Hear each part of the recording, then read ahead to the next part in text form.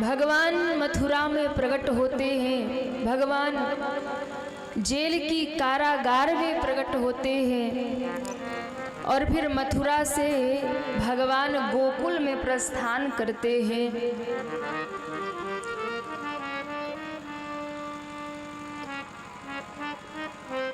जिस जेल में, जिस कारागार में देवकी वसुदेव को बंदी बना करके रखा गया था, उसी काली कोठरी में रात्रि के 12 बजे भगवान प्रकट होते हैं। और जब भगवान प्रकट हुए तो भगवान ने लीला क्या की, योग माया को बुलाया और योग माया को कहा कि तुम लीला में मेरी सहायता करो। योग माया ने कहा क्या सहायता करनी है? तो कहा देखो हम और तुम दोनों संसार में एक साथ जाएंगे, हम मथुरा में प्रकट होंगे देवकी और वसुदेव के सामने और आप गोकुल में प्रकट हो जाना कन्या बन करके यशोदा के घर में। फिर क्या होगा? फिर हम दोनों तबादला कर लेंगे, आप गोकुल आप मथुरा आ जाना, हम गोकुल चले जाएंगे। भगवान ने कहा कि हम गोकुल चले जाएंगे क्योंकि हमें कुछ समय लीला करनी है ब्रजवासियों के साथ, ग्वाल बालों के साथ। मैया यशोदा को वात्सल्य सुख प्रदान करना है, गोपियों को आनंद प्रदान करना है, ग्वाल बालों का उद्धार करना है। इसलिए मैं पलना झूलूंगा गोकुल में, मथुरा में प्रकट होऊंगा और पलना झूलूंगा गोकुल में, आनंद लूंगा गोकुल में, माखन खाऊंगा गोकुल में। योग माया ने कहा हम क्या करेंगी? फिर क्या आप जेल में आ जाना वापस। और कंस तो कंस है ना, मारने तो दौड़ेगा ही। जब मारने दौड़े तो तुम अंतर ध्यान हो जाना। भगवान ने सब सिखा दिया। योग माया प्रकट हो गई गोकुल में, गोकुल में प्रकट हो गई यशोदा के आंगन में और भगवान मथुरा की जेल में आधी रात को प्रकट हुए। और जब भगवान प्रकट हुए सारे पहरेदार सो गए, सारे द्वारपाल सो गए। भगवान दिव्य स्वरूप लेकर प्रकट हुए, देवकी वसुदेव को दर्शन दिया और वसुदेव जी को कहा महाराज एक काम करिए, हम अभी छोटे से लाला बनेंगे, आप हमें गोकुल नंद जी के घर छोड़ाइए।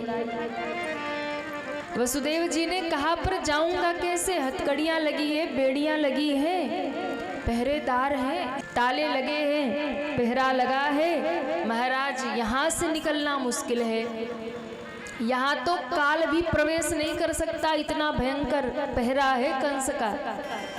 भगवान ने कहा वो काल है तो हम महाकाल हैं, कंस हमारा क्या बिगाड़ेगा, आप हमें लेकर चलिए। वसुदेव जी ने कहा ठीक है प्रभु, पर हमारी बुद्धि काम नहीं कर रही कि हम कैसे लेकर जाएंगे। भगवान ने कहा वो सब आप हम पर छोड़िए, आप तैयार होइए लेकर जाने के लिए। बोले ठीक है। अब भगवान छोटे से बालक बन गए। वसुदेव जी ने टोकरी में उठा लिया और टोकरी में उठा करके वसुदेव जी लेकर के चले। भगवान छोटे से लाला बन गए और जब छोटे से लाला बने वसुदेव जी ने टोकरी में रख के शीश पे उठा लिया। जैसे ही शीश पे उठाया उसी समय पहरेदार सो गए, ताले टूट गए, द्वार अपने आप खुल गए और सारी हथकड़ियां बेड़ियां अपने आप खुल गई। वसुदेव जी लेकर के बाहर निकले, कारागार से बाहर जैसे ही निकले आधी रात को ही सारी प्रकृति भगवान को देखकर प्रसन्न हो गई। भगवान के आगमन की खुशी मनाने लगी। मेघ गरजने लगे, मंद मंद फुहारें गिरने लगी, वर्षा होने लगी, यमुना जी में लहरें आने लगी। आधी रात को मोर नाचने लगा, कोयल गाने लगी, पक्षी जग गए, वृक्ष जग गए। सारी प्रकृति भगवान का स्वागत कर रही। और उसी अंधेरी रात में वसुदेव जी यमुना के जल में प्रवेश कर गए। भगवान को शीश पे लिया है। शेष सैया पर भगवान विराजते हैं। शेष नारायण ने आकर छाया कर ली। लेकिन जैसे ही वसुदेव जी जल में प्रवेश किए, जैसे ही वसुदेव जी जल में प्रवेश करते हैं, यमुना महारानी प्रसन्न हो गई। क्यों? क्योंकि ठाकुर जी उनके पति हैं। यमुना जी में उछाले आने लगी, यमुना जी ऊपर उठने लगी और बढ़ते बढ़ते बढ़ते बढ़ते वसुदेव जी के कमर तक आ गई। वसुदेव जी डगमगाने लगे, थोड़ी और ऊपर आई, वसुदेव जी के दाढ़ी तक आ गई और स्पर्श करके फिर नीचे चली गई। क्यों? शर्म आ गई, ससुर जी हैं। लेकिन शीश पे ठाकुर जी हैं। यमुना जी को लगता एक बार पांव पखार ले। अभी तो लाला बड़े होंगे, तब तो यमुना के किनारे आएंगे, तब दर्शन होगा, लंबा समय है। अभी एक बार पांव पखार ले। इसलिए यमुना जी इस बार फिर ऊपर आ गई और इस बार तो शीश तक आ गई। ठाकुर जी को लगा कि यमुना जी अधिक ही उत्साह में है और आज तो ये हमारे पिताजी को ही डुबा देंगी लगता है। इसलिए ठाकुर जी ने कहा, देवी थोड़ी शांति रखो। यमुना जी ने कहा, प्रभु एक बार पांव पखार ले, बिना पांव पखारे नीचे नहीं जाऊंगी। तो भगवान ने कहा, अच्छी बात है, इससे पहले तुम हमारे बाबा को ही डुबा दो, हम ही पांव लटका रहे, पहले पांव पखार लो। ठाकुर जी ने धीरे से टोकरी से पांव लटका दिया। यमुना जी ने पांव पखारा और फिर नीचे हो गई और वसुदेव जी पार हो गए। नंद जी के घर में आए, सो रही है यशोदा। कन्या को उठाया, बालक को लिटाया और लेकर के पुनः वापस मथुरा आ गए। अब देखिए भगवान की लीला, फिर से वही बम्बैया फिल्मों वाली हेरा फेरी हो गई। हाँ, लाला इधर आ गए और कन्या उधर चली गई। भगवान तो आके आनंद में विराजमान हो गए। अब इधर कारागार में वो कन्या आ गई जो योग माया है। और जैसे ही कन्या को लेकर आए महाराज, सारे द्वार बंद हो गए, ताले बंद हो गए, हथकड़ियां लग गई, बेड़ियां लग गई। फिर से वसुदेव जी उसी रूप में हो गए। भगवान को शीश पर उठाया तो सब छूट गया, पर माया को शीश पे उठाया तो सब जकड़ गया। यानी ये कथा बहुत सुंदर मार्ग दिखाती है हमको, आपको बहुत प्यारा संदेश दे रही है।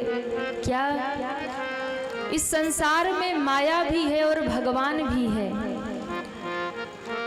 माया भी है और भगवान भी है, लेकिन दोनों में अंतर इतना है कि यदि आप माया को पकड़ेंगे तो हथकड़ियां और बेड़ियां लग जाएंगी, सारे द्वार मुक्ति के बंद हो जाएंगे।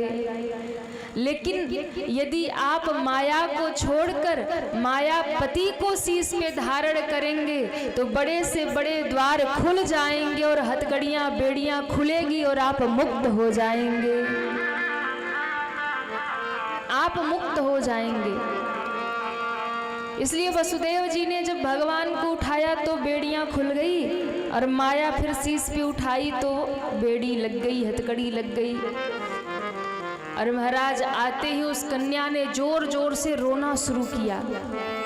रोया, जोर जोर से कन्या रोई, इतनी जोर से रोई, सारे पहरेदार उठ के खड़े हो गए, सब जग गए और सब जोर से चिल्लाए, आई गयो, आई गयो, आई गयो। कौन आ गया? बोले अरे कंस महाराज का 8वां काल आ गया। 8वां बालक देवकी का आ गया, कंस महाराज का काल प्रकट हो गया।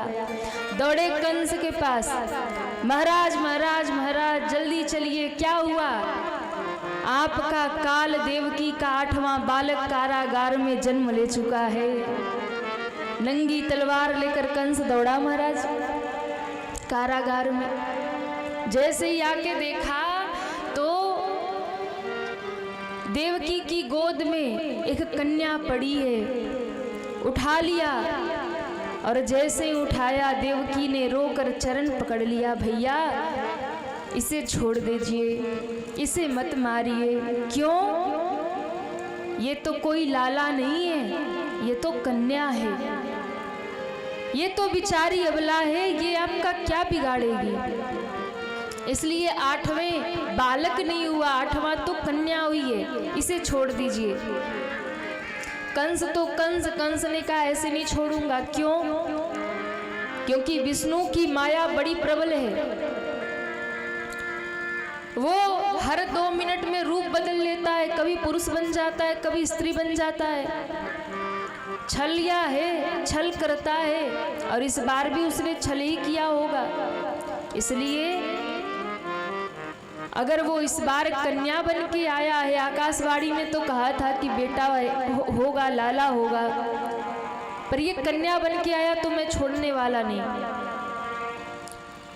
ये बार बार हम दैत्यों के साथ छल करते ही रहते हैं, छलते ही रहते हैं। कभी मोहिनी बन जाते हैं और मोहिनी बन करके अमृत देवताओं को पिला देते हैं, मदिरा दैत्यों को पिला देते हैं। छलिया है विष्णु। इसलिए मैं विष्णु की माया में आने वाला नहीं हूँ। ये सोचकर कन्या को लेकर मारने के लिए दौड़ा, और जो मारने दौड़ा महाराज वो कन्या कोई साधारण तो थी नहीं, वो तो योग माया थी। वो तो योग माया थी। हाथ से छूट गई और आकाश में प्रकट हुई, दिव्य अष्टभुजा रूप धारण करके प्रकट हो गई। बोलिए अष्टभुजा महारानी की, अष्टभुजा महारानी की जय हो। दिव्य देवी रूप में प्रकट होकर अष्टभुजा महारानी ने कहा, रे कंस तू मुझे मारने आया है, तू क्या मारेगा मुझे? अब तू अपनी रक्षा कर ले, क्योंकि तुझे मारने वाला गोकुल में पलना झूल रहा है। और वही अष्टभुजा महारानी आपके मिर्जापुर में विंध्याचल पर्वत पे आके विराजमान हो गई। क्योंकि भगवान कृष्ण ने कहा था, योग माया ने कहा कि हम इतनी लीला करेंगे तो हमें भी कुछ मिलना चाहिए। हमें क्या मिलेगा? तब भगवान ने कहा था कि जब कंस तुम्हें मारने जाए ना, तुम अष्टभुजा बन के प्रकट हो जाना, और फिर विंध्य पर्वत पर जाकर के विंध्याचल में अष्टभुजा महारानी के रूप में विराजमान हो जाना। कलयुग में भक्त तुम्हारी पूजा करेंगे और तुम उनके सारे मनोकामनाओं को पूर्ण कर देना। बोलिए अष्टभुजा महारानी की जय हो। और वही अष्टभुजा महारानी आपके विंध्याचल में विराजमान है। कितने लोग गए दर्शन करने? वाह, आप तो यही के निवासी हैं। हमें भी आज सौभाग्य मिला, हम भी गए थे दर्शन करने सुबह सुबह। तो माँ भगवती का भी बहुत दिव्य दर्शन हुआ, अष्टभुजा महारानी का भी दर्शन किया। और तब से वही भगवान कृष्ण की बहन विंध्याचल पर, विंध्य पर्वत पर अष्टभुजा महारानी के रूप में विराजमान है, और उनकी पूजा हो रही, क्योंकि भगवान ने कहा था। वही अष्टभुजा महारानी आज भी विराजमान है।